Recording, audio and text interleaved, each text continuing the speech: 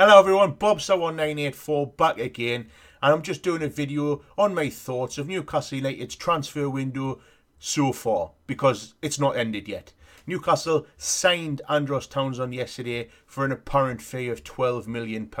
Now I think it's a good signing, very good signing in terms of the creativity that's been sorely lacking in that Newcastle United squad all season long. Now, if we're going to get the Andros Townsend that burst onto the scene a couple of seasons ago, was hungry, got an England squad, scored a couple of worldies but looked like a complete winger, then we are in for a very exciting player. Now, I hope he's been signed to do exactly what everyone wants him to do, and that is get that ball down that wing, get the balls into the box and supply the ammunition for the striker, whoever that may be. Now, the reason why I say that is there's still a couple of days left in this transfer window. There's still time for Newcastle United, if they want to go and sign a striker. Now, all season long, if you've followed me videos, I've been a supporter of Aleksandar Mitrovic. Yes, he's missed some absolute sitters, and maybe he needs to start putting them away. Maybe he needs to start being benched to get that hunger back. But as far as I'm concerned, you don't sign another striker to replace Mitrovic. You sign another striker to help Mitrovic out. I don't think Perez is going to be that prolific goal scorer, but he's going to be the classic kind of player that Beardsley was to Andy Cole years and years ago, if you know what I mean. He was always going to score goals, but he didn't score the most in the team. And I don't think Perez is going to be that kind of player, which is why I believe we still need to support Mitrovic and Perez. We can't just abandon them if we do sign this new striker that everyone wants. Now, the new striker that everyone seems to be hounding for is at the minute, because of the rumour, is Berahino. Now, I don't necessarily think Berahino is going to be the striker that's going to score you, 15, 20 league goals a season. Not the way Newcastle play. I don't think he's that kind of player, especially when you've signed somebody of the quality that Townsend can possess when putting the ball into the box.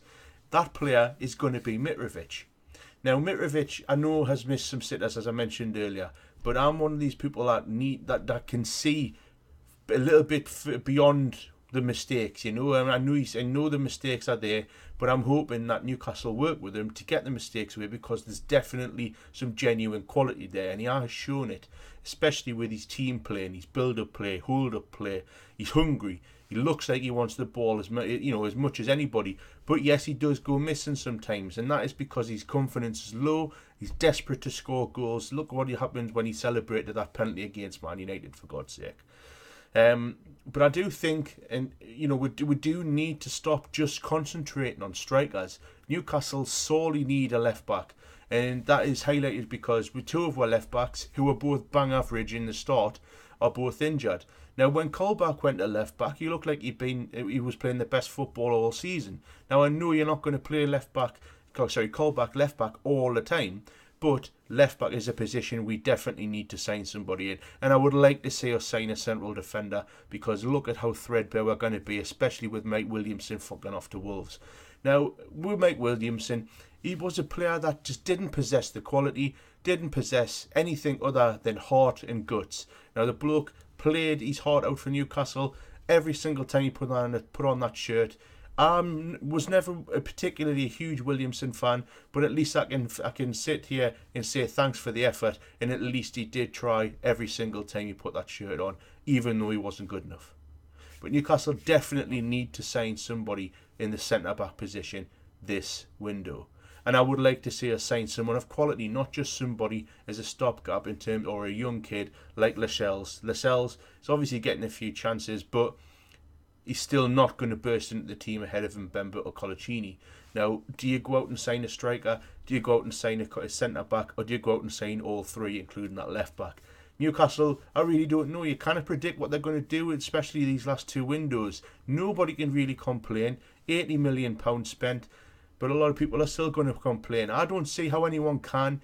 Mike Ashley's done exactly what he said he was going to do. I'm not sitting here saying I'm his biggest fan, but there's some people out there are still not happy. Now, I can completely agree with that. I can completely see why.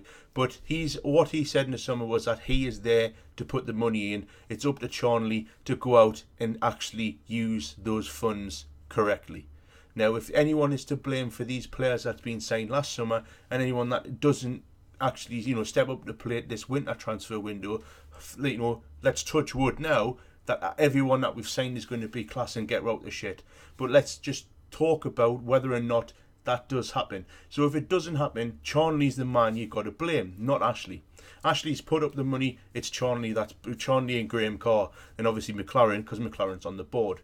Now, in terms of McLaren, a lot of people, as soon as they seem to, win a game, lose a game, win a game, as we've been recently with the, decent results at home to West Ham and Man United, and then obviously the poor game against Watford last week, seems to be this tradition of, we're doing all right, blah, blah, blah, we'll stick with him.